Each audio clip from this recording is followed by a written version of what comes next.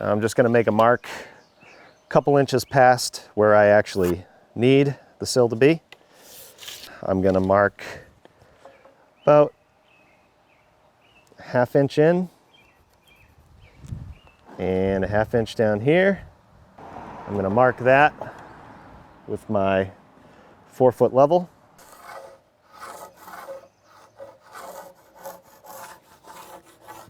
Now I'm going to set my circular saw to 15 degrees. Right there, that line lines up with the 15-degree mark. And then I can tighten it down.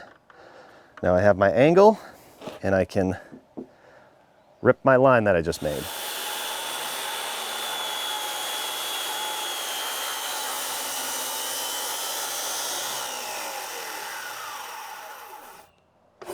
That's one. Now I can measure from the window to the edge of the sill here, and that looks like 2 3/16. So this is the top right here.